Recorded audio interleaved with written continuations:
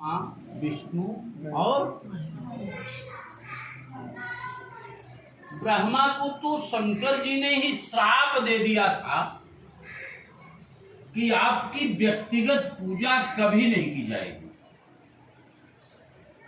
क्योंकि ब्रह्मा ने अपने जीवन में एक बार झूठ बोला। अब आप समझिए, एक बार झूठ बोलने का दंड क्या मिला उनको। अब हम आप क्या करते हैं, झूठ बोलते हैं। समझ नहीं लेकिन है वो देवता हैं, वो देवता हैं, हम आप मनुष्य। वो देवता हैं, हम आप मनुष्य। लेकिन देवता वो कहा जाता है ददात इति देवः, जो देता है वही देवता कहा जाता। और राक्षस किसे कहते हैं, सर्वं स्वस्मै रक्षति स राक्षस, जो सब कुछ अपने लिए रखे वही राक्षस। ब्रह्मा की तो बात आपने सुन लिया कि ब्रह्मा ठीक नहीं, उनको श्राप दे दिया शंकर जी ने। अब विष्णु की बात आई। विष्णु कौन है और विष्णु की पूजा कैसी होती है। विष्णु जो है, विष्णु की पूजा बहुत मांगी पूजा होती है। विष्णु की पूजा में स्वर्ण का होना आवश्यक माना जाता।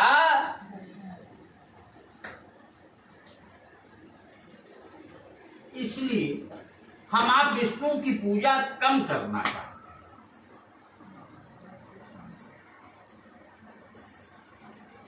शिव की पूजा बचे शिव।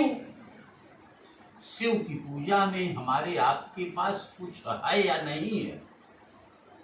नहीं कुछ है तो बेलपत्ती ही चढ़ा देंगे, क्योंकि शास्त्र ये कहता है कि त्रिदलम त्रिगुणाकारम त्रिनेत्रम च त्रिरायुधम त्रिजन्म पाप संहारम बिल्वपत्रम शिवार्पणम। बेलपत्ती की 3 पत्तियां होती हैं, कम से कम 3 पत्तियों से शुरू होता है बेलपत्ती। और तीनों पत्तियों के अलग अलग आकार होते हैं, सेम नहीं होता। त्रिनेत्रम, शंकर जी के 3 नेत्र बताए गए। और त्रिरायुधम, हमारे आपके लिए वही शंकर जी का 3 नेत्र आयुध का काम करता है। आयुध माने समझते हो, सुरक्षा करने के लिए सुरक्षा कर्मी जो होता है वो आयुध का काम करता है। समझ रहे हैं। अब क्या आयुध का काम करता है, अगर हम आप 3 पत्तियों के समूह के साथ में बेलपत्ती यदि शंकर जी को समर्पित करते हैं तो मिलता क्या है हमको आपको, त्रिजन्म पाप संहारम बिल्वपत्रम शिवार्पणम। हमारे आपके 3 जन्मों के पाप जल करके नष्ट हो जाते हैं, इसमें कोई संदेह नहीं। अब रही बात ये, अगर बेलपत्ती हम शंकर जी को नहीं चढ़ा पा रहे और बेलपत्ती देख रहे हैं तो भी हमको आपको उसका फल मिलता। क्या फल मिलता है, दर्शनम बिल्वपत्रस्य स्पर्शनम पाप वनासनम।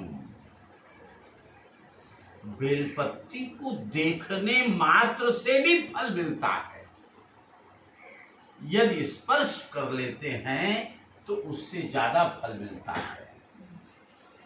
यदि और ज्यादा बेनिफिट पाना है तो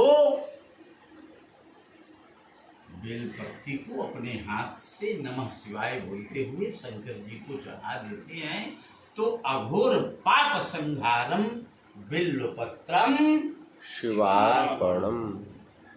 अघोर पाप रहता है वो भी चल करके राख हो जाता है।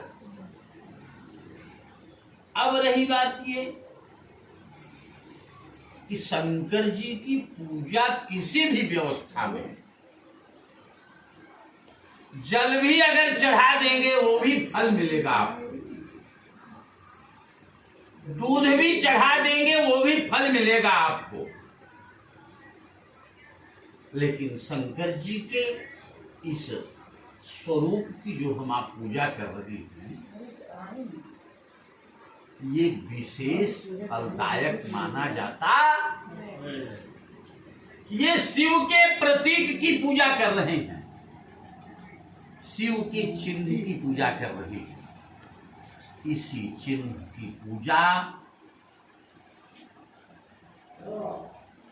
माता सती ने की थी और सती ने इसकी पूजा करके ब्रह्मा को दिया तो ब्रह्मा ने चांदी का शिवलिंग बना करके पूजन करना प्रारंभ किया और विष्णु को दिया तो विष्णु ने सोने का शिवलिंग बना करके पूजन किया।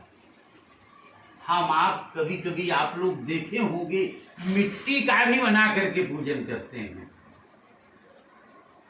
पार्वती जब शिव को अपने पति के रूप में पाना चाहती थी तो हरितालिका तीज व्रत के दिन मिट्टी का ही शिवलिंग बना करके पूजन किया था, जिसको हम आप क्या कहते हैं, पार्थिव शिवलिंग कहते हैं। समझ रहे हैं?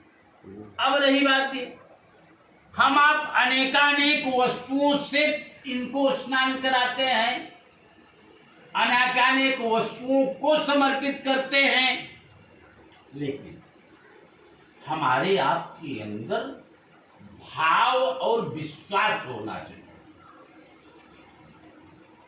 क्योंकि शास्त्र ये कहता है क्या कि मंत्रे तीर्थे द्विजे देवे दैवज्ञे भेखजे गुरौ यादृशी भावना यस्य सिद्धिर्भवति तादृशी। मंत्र में, तीर्थ में, देवता में और दैवज्ञ यानी ज्योतिषी में जिस प्रकार से जिसका विश्वास रहता है उसी प्रकार से उसे सिद्धि मिलती है। जैसे आप ये जो पूजा करा रहे हो किसी ज्योतिषी ने ही बताया होगा आपको। अगर उस ज्योतिषी पर आपको भरोसा है, आपको विश्वास है कि ये पूजा कराने से मेरे जीवन का मार्ग प्रशस्त हो जाएगा, तो निश्चित होना है उसमें कोई शक्ति टाल नहीं। लेकिन पूजा करने के लिए सामने की मूर्ति जो है उसमें भी विश्वास रखना। अगर आपका विश्वास है, जैसे प्रहलाद को आपने सुना है, प्रहलाद को यह विश्वास था कि मेरी रक्षा करने के लिए परमात्मा कण कण में व्याप्त है।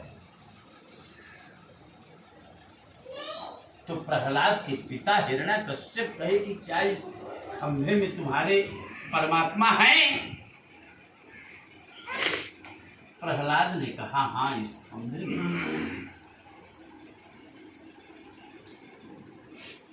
उसी खंभे को हिरण्यकश्यप ने पहले आग से लाल करवा दिया। और आग से लाल करवा करके उसी खंभे में प्रहलाद को बंधवा दिया। लेकिन लाल खंभे से प्रहलाद का कोई नुकसान नहीं हुआ। फिर उस खंभे को ही वो काटना चाहा, उसी में नरसिंह भगवान प्रकट। तो हमारा आपका अगर विश्वास रहेगा, ये जो शंकर जी हैं, इसमें से भी हमको आपको देखेंगे शंकर जी, हमारे आपकी कल्याण की कामना करेंगे। अब रही बात इनकी पूजा करने के लिए कुछ आवश्यक अर्हताएं होती हैं। आवश्यक अर्हताएं क्या होती हैं? इनकी पूजा करने के लिए जाइए तो पुरुष है तो ओम नमः शिवाय, और महिला है तो नमः शिवाय बोलना। इसलिए ओम नमः शिवाय